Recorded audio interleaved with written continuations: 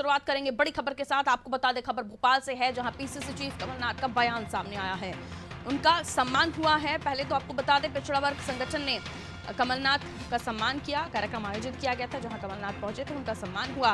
उसके बाद उनका जो बयान आया, जरा उस पर गौर कीजिए। उन्होंने कहा ओबीसी वर्ग का आरक्षण अधिकार था, मंत्रालय में कई बड़े अधिकारियों ने इसको लेकर विरोध किया। अधिकारियों ने कानूनी अड़चन की बात कही। ओबीसी आरक्षण देने का फैसला उन्होंने कहा मेरा फैसला था। मैंने कहा मेरे फैसले के बाद कानूनी राय लेने जाएंगे। स्थानीय लोगों को रोजगार देने का कानून बनना चाहिए। मध्य प्रदेश में निवेशकों को आज विश्वास नहीं है। बीजेपी ध्यान मोड़ने की राजनीति करती है। चीन पाकिस्तान मंदिर की बात करने लगते हैं। क्या कुछ कहा कमलनाथ ने, आप सुनिए। फैसला किया कि 27% आरक्षण होगा। आप जानते हैं मंत्रालय में कई लोगों ने इसका विरोध किया, बड़े अधिकारियों ने इसका विरोध किया। मुझे कहा हम इस पे कानूनी राय ले लें। मैंने कहा मैं कोई कानून नहीं जानता, मैं कोई राय नहीं जानता, ये मेरा फैसला है। फैसले के पहले राय ली जाती है, पर मैंने तो फैसला कर लिया है। अब मेरे फैसले पर तो आप क्या कानूनी राय लेने जाएंगे? तो ये आपका अधिकार था और ये अधिकार की शुरुआत जगह जगह से खबरें आ रही हैं कि किस प्रकार का अत्याचार बच्चों पर, सबसे कमजोर वर्ग पर, हमारे आदिवासी जनजाति के ऊपर हो रहा है। ये कानून व्यवस्था चौपट है। और जो भी आज बीजेपी के पास एक ही चीज बची है, पैसा और पुलिस। ये सोच रहे हैं कि पुलिस और पैसे से अपने प्रदेश को काबू रखेंगे। मैं तो कहना चाहता हूं, आज अपना प्रदेश में बहुत जागरूकता है। वे अंत में सच्चाई का साथ देंगे। तो मध्य प्रदेश की सियासत में ओबीसी का आरक्षण का मामला बहुत पुराना है। हालांकि सभी पार्टियां इसको बनाना इसलिए भी चाहती हैं ताकि वो उसे अपने पक्ष में लाकर ओबीसी वोटर्स को अपनी तरफ आकर्षित कर सकें। लेकिन फिलहाल जो कमलनाथ का बयान आया है, इसको समझने की हम कोशिश करते हैं। दुष्यंत हमारे साथ जुड़े हुए, मेरे सहयोगी। दुष्यंत, ओबीसी आरक्षण ओबीसी वर्ग का अधिकार है, ये कहना है कमलनाथ का। हालांकि हम लगातार ये भी बता रहे हैं अपने दर्शकों को कि ओबीसी को लेकर लगातार मध्य प्रदेश की सियासत हर बार गर्म होती है और उसको लेकर श्रेय की सियासत भी होती है। लेकिन कोर्ट तक मामला गया और उसके बाद ये बड़ा आरोप लगा देना कि अधिकारी इसमें अड़चन डाल रहे थे, कैसे देखते हैं? अब बिल्कुल देखिए, जिस तरीके से बयान सामने आया है, ये एक संबोधन था और संबोधन के दौरान कमलनाथ ने ये बात भी साफ की कि जब वो 27% आरक्षण ओबीसी वर्ग को देना चाहते थे तो उन्होंने फैसला लिया था। लेकिन उस फैसले को लेकर अधिकारियों ने सवाल खड़े किए थे। उन्होंने ये भी कहा था कि हमें जो वकील हैं या फिर ये कहें कि कानूनी सलाह जो है वो लेनी चाहिए और उसके बाद इसको घोषणा करना चाहिए। लेकिन कमलनाथ ने ये बात अधिकारियों से कही कि वो किसी भी प्रकार से कोई भी सलाह नहीं लेना चाहते, लेकिन जो ये पूरा आरक्षण है वो जरूर ओबीसी वर्ग को दिया जाए। तो ऐसे में ये भी कहते हुए वो नजर आए हैं कि जो ओबीसी वर्ग का जो आरक्षण है 27%, वो ओबीसी वर्ग का के लिए कहीं ना कहीं वो उनका अधिकार है। और इसी अधिकार को जब उन्होंने दिया था तो उसके बाद से ही लगातार जो है वो सियासत शुरू हो गई थी।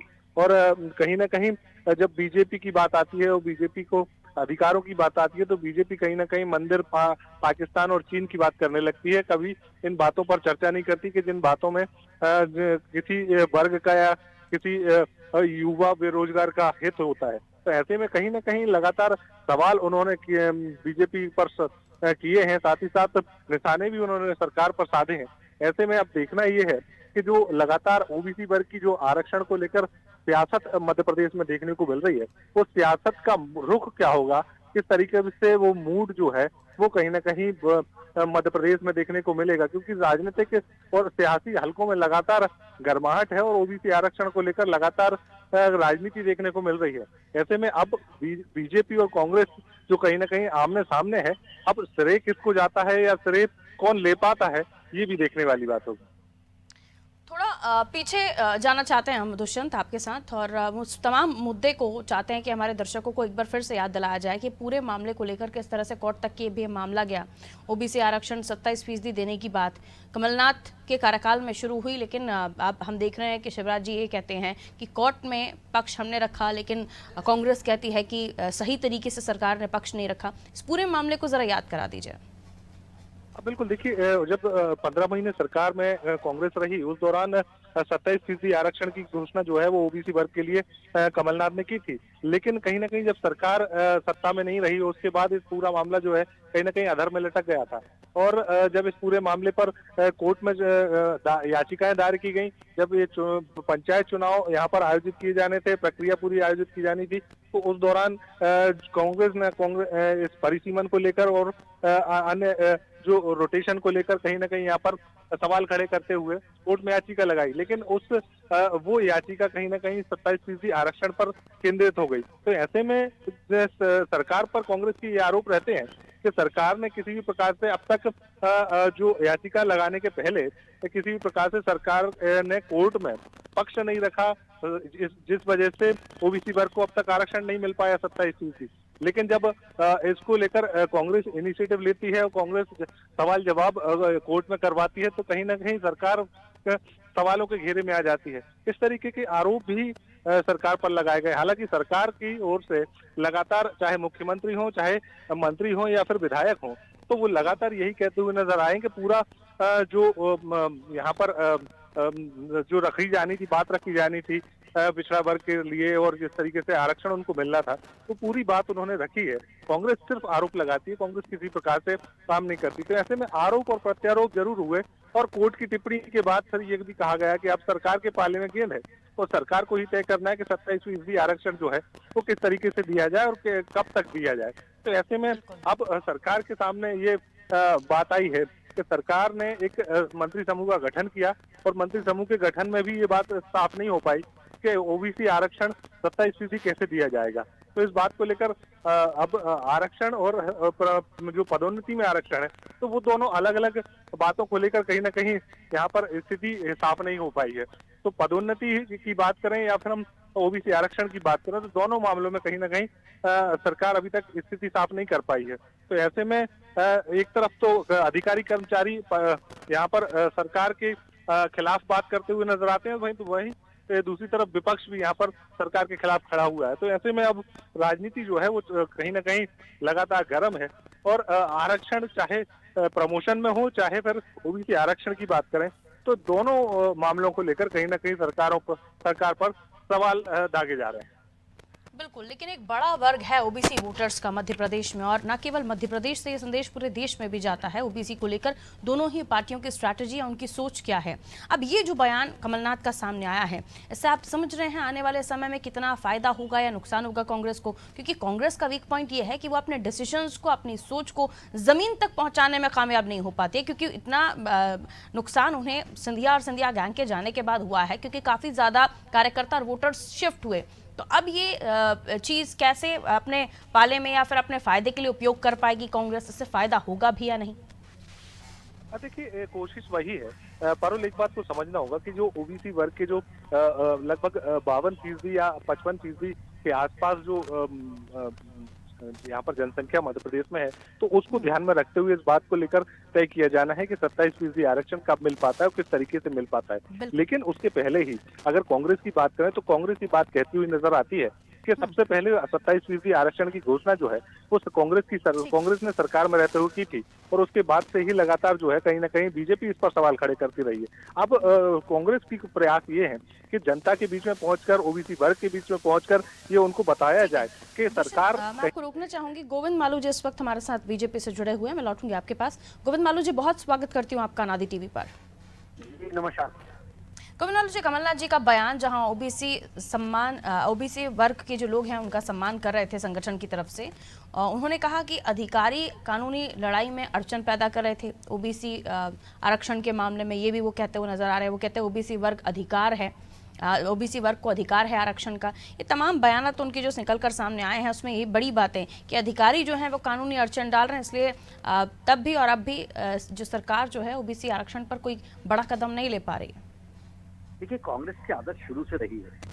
आजादी के बाद से उन्होंने कई सारे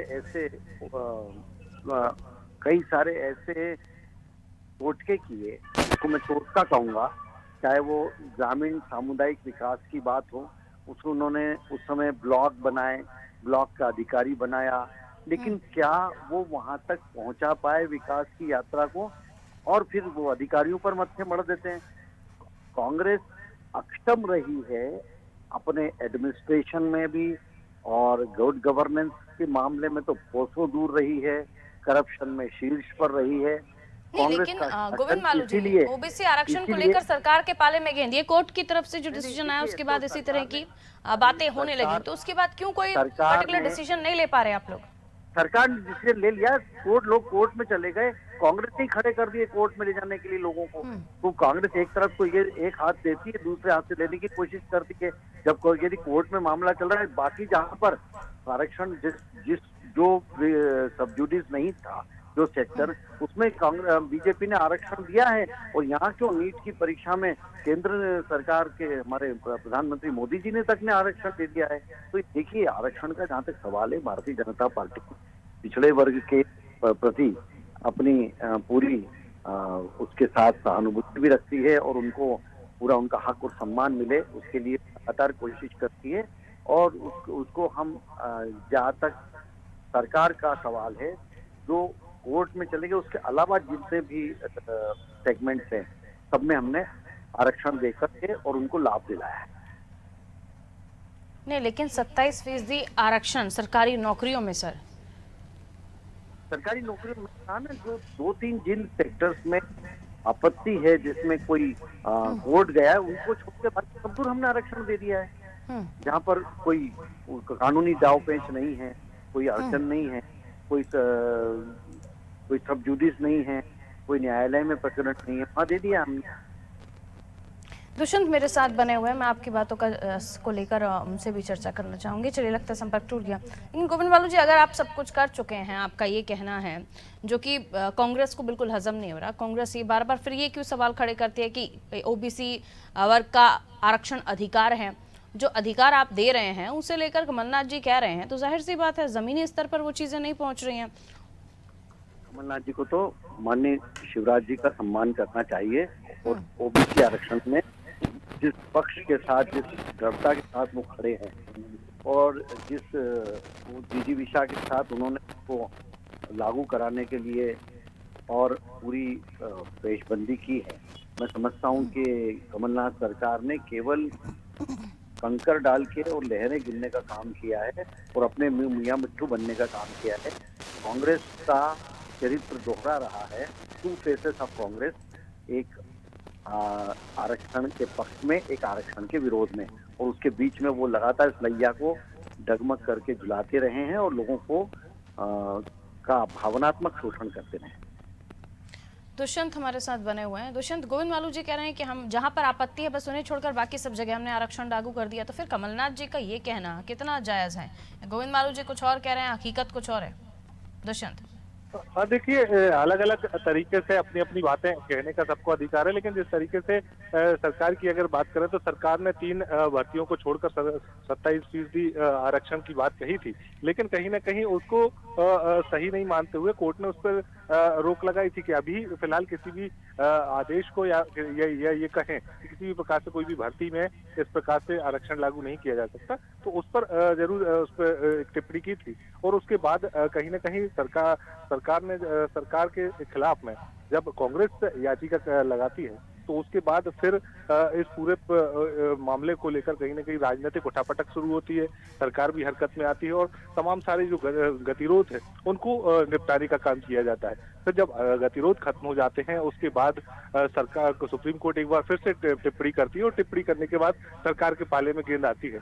तो ऐसे में बहुत सारी चीजें जो हैं वो कहीं ना कहीं अभी देखने वाली चीजें भी हैं, तो उन पर गौर करना होगा, गंभीरता से उनको समझना होगा, और उसके बाद तो जो कोर्ट की भाषा होती है उसको भी समझकर इस पे क्लॉज और टिप्पणी करना होगा। तो ऐसे में कई सारी चीजें हैं पारुल, और कई सारी चीजों को समझकर इस पर कुछ कहा जा सकता है। लेकिन जिस तरीके से राजनीति मध्य प्रदेश में देखने को मिल रही है, तो ये जरूर कहा जा सकता है कि अभी श्रेय लेने को लेकर ये राजनीति जो है वो कहीं ना कहीं चरम पर है, और लगातार कोशिश ये की जा रही है कि श्रेय लेना बहुत जरूरी हो गया एमपी पॉलिटिशियंस को।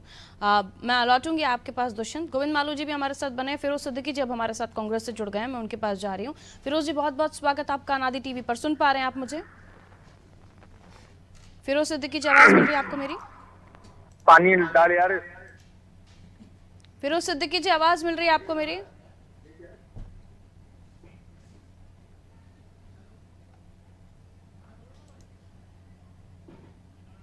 फिरोज जी आवाज मिल रही है आपको?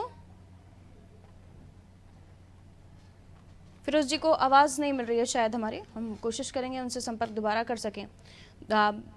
गोविंद मालू जी बने हुए हमारे साथ। गोविंद जी, गोविंद जी सवाल यही कि सब कुछ होने के बावजूद भी जो सैटिस्फिकेशन होना चाहिए वो नहीं हो पा रहा है, क्योंकि कानूनी दाव पेच या वो लैंग्वेज जो कोर्ट की होती है उसे समझना और उसको भांपना। सवाल यही कि अब श्रेय लेने की सियासत हो रही है। पहले तक ये था कि कमलनाथ जी ने कदम आगे बढ़ाया, उसके बाद आप लोगों को मजबूरन बढ़ाना पड़ा। कमलनाथ जी एक कदम आगे बढ़ाते हैं और दूसरा कदम खींच लेते हैं, और इसीलिए और दूसरा अगर कोई बढ़ाता है उसी दिशा में तो उसके भी पांव पीछे खींच के और उसको गिराने की कोशिश करते हैं। कांग्रेस की नीति रही है ये, और उसी अनुसार वो चलते हैं।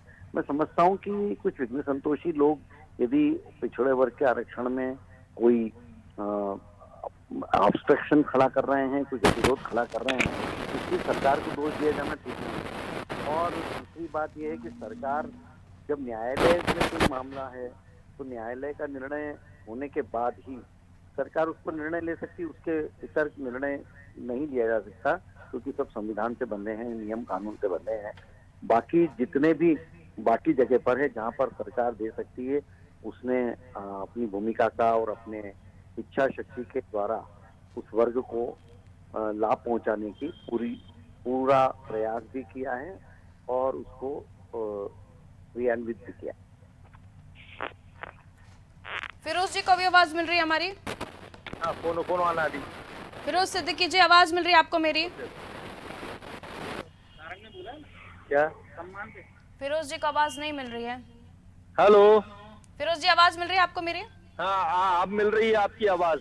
फिरोज सिद्दीकी जी, कमलनाथ जी का जो बयान ओबीसी वर्ग का अधिकार था आरक्षण, जैसे सरकार ने नहीं दिया है, वो ये भी कहते नजर आ रहे हैं अधिकारियों ने कानूनी लड़ाई में अड़चन डाली है, इस तरह के शब्दों का इस्तेमाल उन्होंने किया है। उन्होंने कहा ये फैसला मेरा था, मेरे कहने के बाद कानूनी राय लेने गए, स्थानीय लोगों को रोजगार तरीके। खैर, ओबीसी आरक्षण को लेकर उनका जो ये कहना है वो अभी भी मान रहे हैं कि ये जो कोशिश थी शुरुआत तो उन्होंने ही की थी, लेकिन अब उनका ये कहना कि अधिकारी जो हैं कानूनी लड़ाई में अड़चन डाल रहे थे।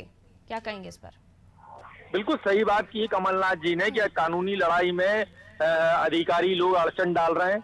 एक दूसरा ये उनका अधिकार था, ये बात भी कमलनाथ जी ने सही की है। और कांग्रेस पार्टी प्रसन्नचित है, प्रफुल्लित है और अपना धन्यवाद ज्ञापित करती है हमारे पिछड़ा वर्ग के भाई बहनों को जिन्होंने कमलनाथ जी का सम्मान किया, उन संगठनों को जिन्होंने सम्मान किया। और कांग्रेस पार्टी ये बताती है कि जिस तरह वो कांग्रेस पार्टी लोगों की सेवा कर रही है उसमें पिछड़ा वर्ग के लोग भी हैं और उनकी हमेशा हम सेवक हैं, सेवक की तरह रहेंगे।